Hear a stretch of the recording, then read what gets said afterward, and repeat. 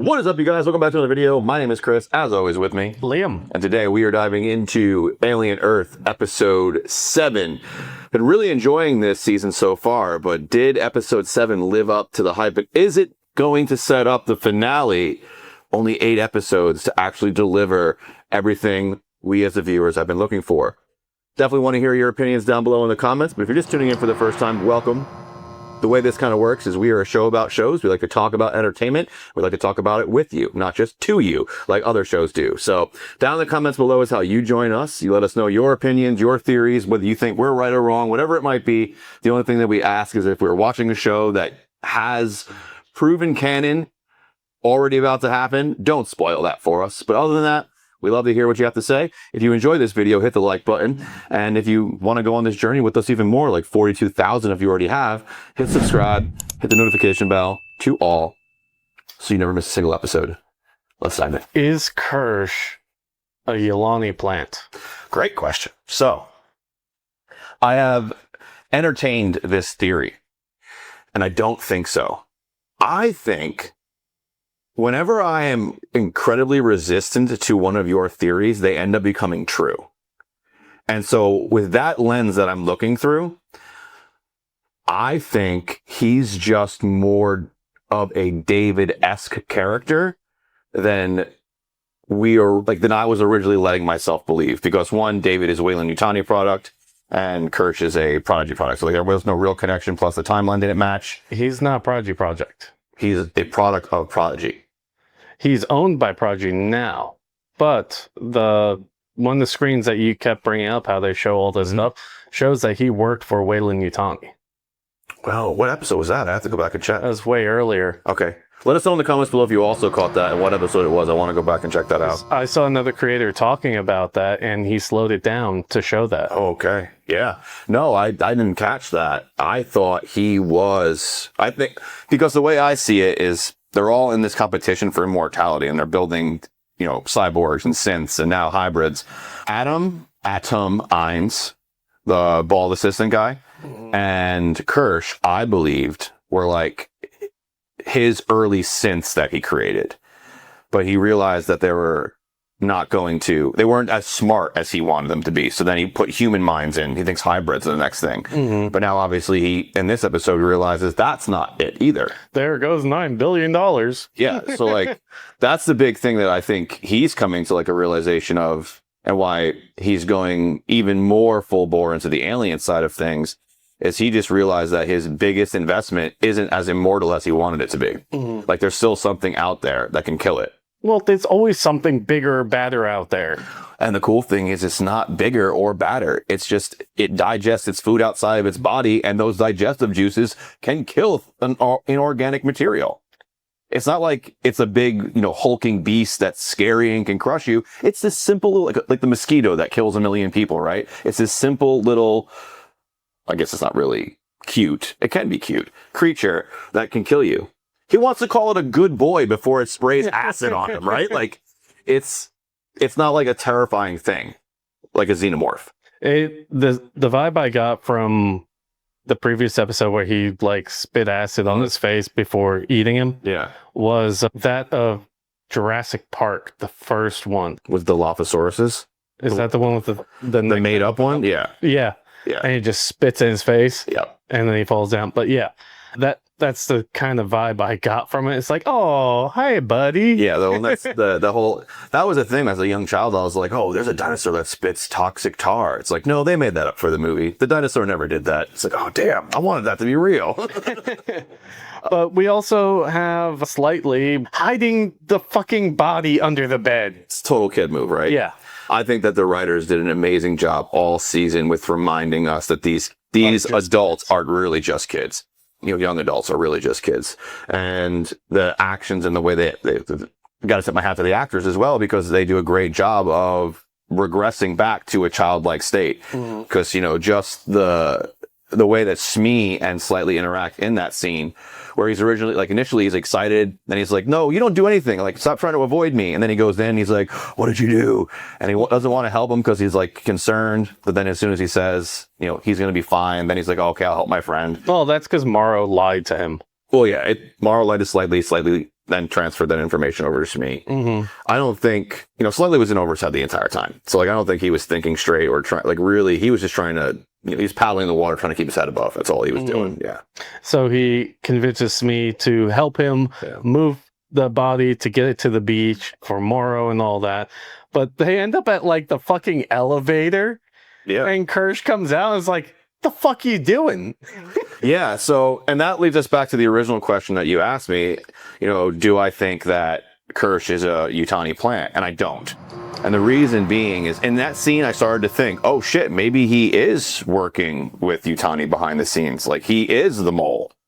But the way that they capture Morrow and all that happens, and the real main thing that was on Kirsch's mind the entire time was specimens. Like, he wanted to do the science behind it all.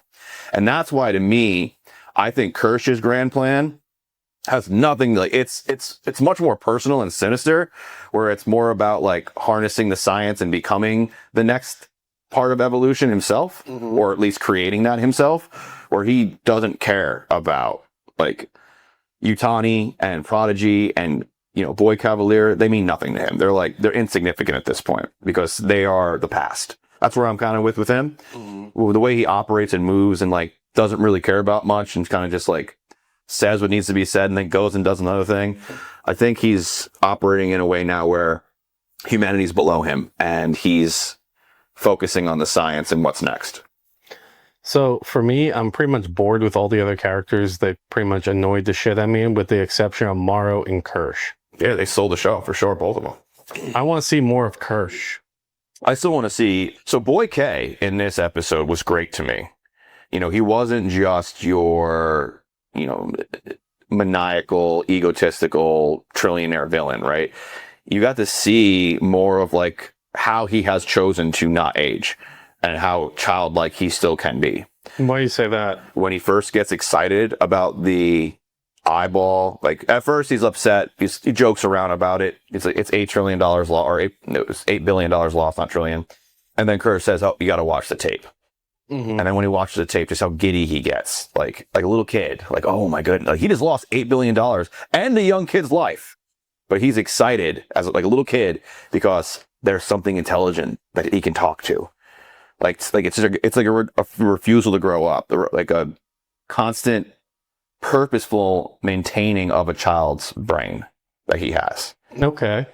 And then later, when he realizes that the eye is really smart, like, much smarter than, we've got confirmation just how smart it is. Yeah, he had it moved up to his office, it seems like, and then communicates with it.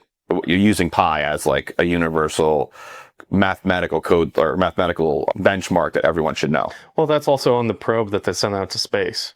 Yeah, but I also think, I'm of the belief that the image not only takes over the host and controls them, but also it's like an intellect devourer, like from D&D. It actually eats your intelligence, so it like absorbs your mind. So no matter what it has for the host, it gains that intelligence plus whatever it had prior. Right, it doesn't lose what it had; it just gains more. Yeah, so that's why it's so smart, so and it's expanding forever. The more it eats, the smarter it gets. Yeah, and what we've seen is that he's already possessed a Weyland-Yutani engineer, which an engineer is going to be, he's going to know pi, right? He's going to know mathematical equations. He's going to understand physics, and he's going to understand this stuff. So you think it's a mislead for that? No, I think that the eye is super smart, smarter than we ever give it credit for, because it's probably consumed life that was way smarter than us, right? So it's already got that advantage. But what I think is might be a mislead for what Boy K is kind of like. He thinks he's about to meet his equivalent when really he's about to meet his demise, right? It's not his equivalent. It's not something he's going to have a conversation with that's going to go well. I want the eye to go in him. That's the number one fan theory, is that because of how cruel and evil and just selfish he has been to Wendy and everybody, that he's the one who gets the eye put into him. Yeah. Loki's just desserts. Right. I look forward to that. But Wendy letting the alien out when they're getting ready to escape. That annoyed the shit out of me. Why? I understand why she did, because she wants it to be free, but she's like choosing violence for everything now. Yeah. The very thing that she was so critical about. When? About people. That's why she doesn't like people, because it wants to kill everything. I don't think she's opposed to violence, and I think because she's willing to inflict violence, she killed the xenomorph in episode 2. Mm-hmm. She's more than willing to hurt somebody to protect those she loves. I think that when it comes to that conversation that she had with Dame Silva about humanity, and right after the thing that happened with Nibs racing her mind, she was very upset with her about, how humanity, they don't have the right to do the things they do, right? Mm-hmm. But ultimately, she ends that conversation, if you remember, with what if, like, reminding Dame Sylvia, like, what if you're actually the problem? So I think at the end of the last episode, she's starting to come to terms with the fact that they are not safe. They are just experiments, that human beings are not as worthy and capable as she once thought them to be. And for me, the whole time we watched them march through the jungle, you saw like a parallel journey between Joe Hermit and Wendy. Joe is starting to realize just how inhuman his sister really is, especially when he hits the grave. It hits him really hard. Like, his sister's gone. The thing he's holding on to now is like an idea of his sister, and because he's a medic and a caregiver, he doesn't want to let go of that. But at the same time, like, he knows his sister's not really there anymore. And on that same journey, you have Wendy coming to the realization that she's different now too. Full on, like, she is no longer her former self. Yeah, complete separation there. Yeah. And so by the time they make it to the boat, you have Joe willing to go against his sister and say, I choose humanity over you by shooting Nibs. But you also have, like you were pointing out, you have Wendy who's willing to summon her new best friend in and just wipe the floor with humanity. Doesn't care. If you're going to hurt her, the people she cares about, she's going to kill you. There's no empathy there anymore. I think because of that, the hormones are obviously pumped in. They're part of the build. But I think Kirsch really had some weight on her in his multiple conversations throughout this season, where she's starting to realize, like, that's what's wrong. That's the thing that's messed up in me. That's the thing I got to get rid of. Do you think Joe's going to kill her? No, but I don't think Joe. I think Joe gets the image put inside of him next episode. Do you? I do. When Boy K... He hinted towards it. It cuts right to him. As soon as he says, I know who it's going to be, it cuts right to Joe. Next scene. Right. So I do think it's going to be him. And then we have Joe shooting the crazy one. Yes. Yeah, to save the human. That was what you were talking about, choosing humanity over his sister. Now, how about I see you? I see you? Nibs. When the guy who's usually walking around with a cigar in his mouth, like the bigger Asian guy, throws Mr. Strawberry or Mrs. Strawberry, whatever she calls the duck, in the water, and she looks at him and she's like, I see you, and just fucking rips his jaw off. Yeah. That was a bit much there for sure. Definitely overcompensating with her strength there. Well, that they, like you saw with Isaac/Toodle's last episode, they really don't comprehend their strength yet. They don't know. But I wanted to ask. And they still fear everything, because you see slightly when they're on the beach and the alien comes out of the dude's chest, they both freak out and scurry away. Yeah, they're kids, man. They don't know any better. I know. They're not picking up on Kersh's lessons, and I feel like even though they're fuck-ups, they are like, they're going to keep their humanity completely, unlike Wendy and the other chick who's now dead. Yeah, well, that's the thing, is the ones who have remained human are also the most vulnerable to manipulation and to violence right now. And then the ones who have kind of evolved past that are the ones that are actually better set up to survive right now. The hybrids are like split down the middle for the ones that are choosing the humanity side versus the AI side or robotic side, however you want to think of it. But we also... Well, is it really divided, though? Because if you think about it, you have Nibs, who's technically shut down right now. I don't think she's dead, but she's definitely shut down. I thought it was just going to stun her. Yeah, it like shut her system down.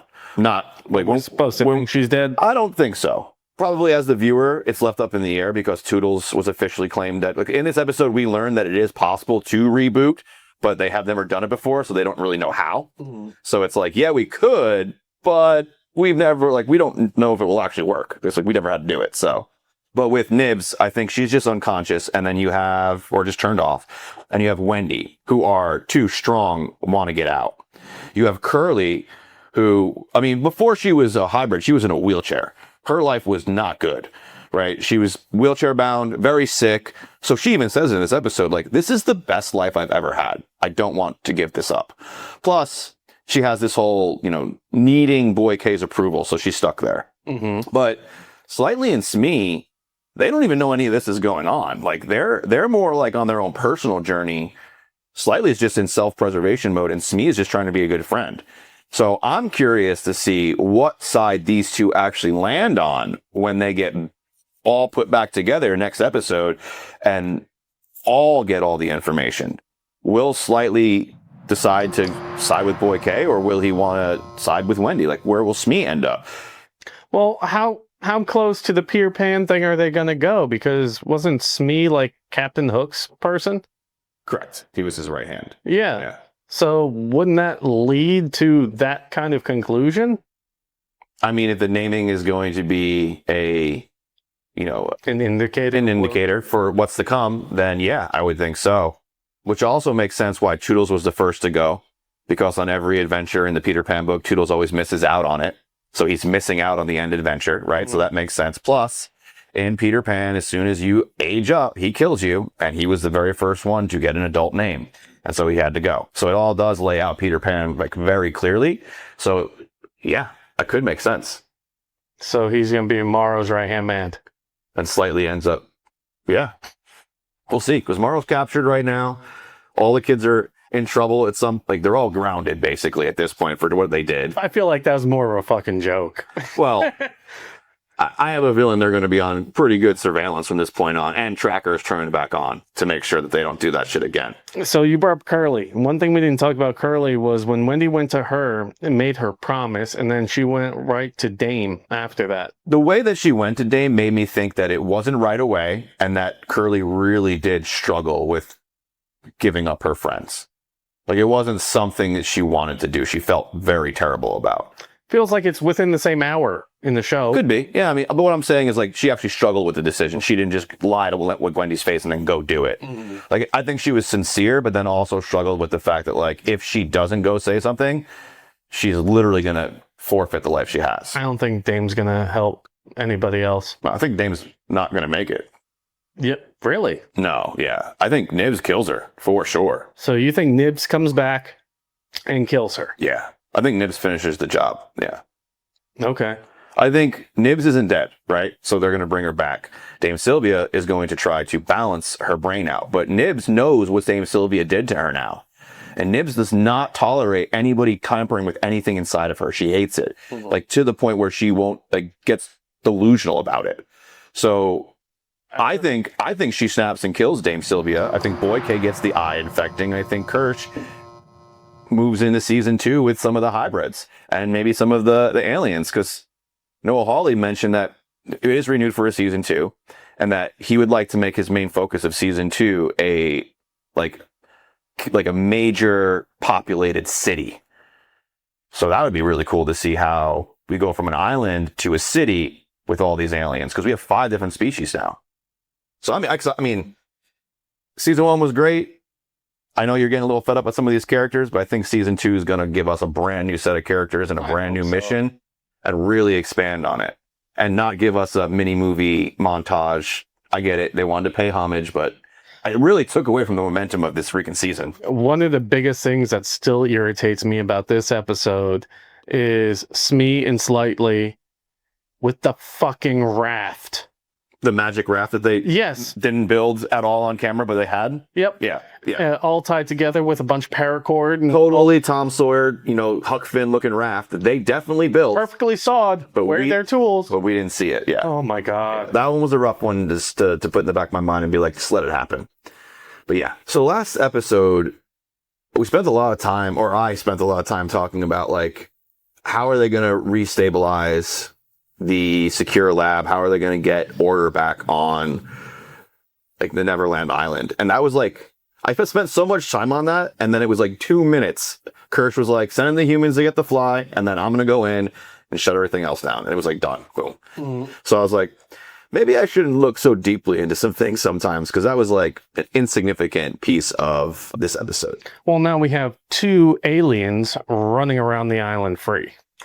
Not anymore. Not anymore? Just one. Because Kirsch catches the new one. Oh, that's right. Yeah. He captured the baby in his little showdown with Morrow. Mm-hmm. But Wendy's is free. Yeah, so Wendy's is still free. I thought for a second there, I really thought Kersh was handing the alien over to Morrow. I think we were all supposed to believe that, especially since earlier, he's helping them get out. He's doing all these different things that go against what a normal Prodigy employee would be doing, especially someone who's like the chief science officer. But yeah, I think that was all a misdirect, so that we thought he was working with Yutani, but really, I really do. I'm gonna die on the hill that science is his number one thing. Yes, and with that, I understand exactly why he wanted to capture this other one and let it happen. Control. He wanted to control subject. Yeah. In science, because you gotta have one that's naturally occurring versus this one that's got the odd connection with Wendy. Yeah. Also, if we go into the laws of if we apply Asimov's laws of robotics to a synthetic cannot hurt a human, right? Cannot bring harm to or be like privy to harm being happened to a human, right? They have to intervene. And so by letting Arthur get hurt, he can circumvent his programming. Because ever since Foundation now and like the whole robot laws, my mind's always like, how do they circumvent? How do they how did Demerzel do what she did? And so I'm looking at it like, if Kersh's directive is to ultimately have Boy K killed and take over, but he can't harm a human, how does he do that? Well, he can use the hybrids to do that because they don't have the same laws because they're part human. Mm-hmm. So I'm like, oh, that's why he's just letting it happen. He just wants, like you said, it's a science, all about the science, creates the control for him, circumvents his programming, and he can keep moving forward without having to like explain to us, the viewer, why he broke his programming, right? That's, all the pieces are coming together. Yeah, at the same time, it still confuses me why Kirsch made Boy Cavalier watch the video if he wanted to just keep things secret. So Boy K will kill himself. Do you think that's why? Oh, yeah. Because he watched how obsessed he is. When he first brings the specimens in, Boy K almost gets himself planted by a facehugger, and Kirsch saves him, right? So I think Kirsch knows that his curiosity and his childlike fascination with new shiny things is going to lead him to do some things that he probably shouldn't do. And he's just going to let him do that. Because then he gets out. It's, again, without him directly having to do anything, he's eliminating his problems. So he's just like, yeah, go ahead, take that. Because he even asks, his programming made him ask, like, hey, it's for precautions, right? And Boy K is like, yep, that's it, yeah. So now, Kirsch can let it go. Because it's for safety. I think it really does all fall together, man. All right. So I really hope they do the last episode justice. I mean, we got a lot of cool shit in this episode, but at the same time, I just felt it could have been better. Yeah, I thought the same thing. I'm like, man, this was kind of a letdown, like a little. There's been so much greatness happening in this season that this episode kind of fell short. But we have it leading up and teeing up a finale that could be over the top awesome. But what we've also seen in the past... Disappoint everyone just so that even if you do a mediocre finale, it comes out good? Is that what you're saying? No, what I'm saying is that, and maybe that's what I said, but not what I'm trying to communicate. What I'm trying to communicate is that maybe there's so many pieces and so much going on that they're using the penultimate episode here to like put all those pieces up. And it wasn't so great because the story's building to a place that then this finale is just out of the park. And it would have made sense without the episode. Right. But we've also seen it where, much like Foundation Season 3, where the second to last episode was better than the finale. Yep. And so it's like, sometimes they just get it wrong, right? So we'll see. And I'm hopeful, because so far, Noah Hawley and the entire team have been doing a great job with this series. And I would hate for him to just fumble on the 90-yard line. That would suck. One last thing. When the hell are we going to get to see these orchids in action? We got to see the little tentacle come out twice all season, but we haven't seen what's inside the petals. What does it actually do? We're going to see it in the last episode. They wanted us to forget about it. Because there is a fifth specimen, and we see it, but we never actually see it. And I want to know, what does it do? I got to read what it did, but I want to see what it does. I guess we'll see. Let us know what you guys thought in the comments below. If you enjoyed this video, hit the like button. If you have not subscribed already, go ahead and do so. What are you waiting for? Small click for you greatly helps us. And I can't wait to see you guys down in the comments below. But until then, we've been watching this entire season. You can check out all the videos right here, as well as some other videos that you might also like. But we'll see you on that next video. Peace. Find the strength hiding in each battle scar. You're not who you were, you've already come far.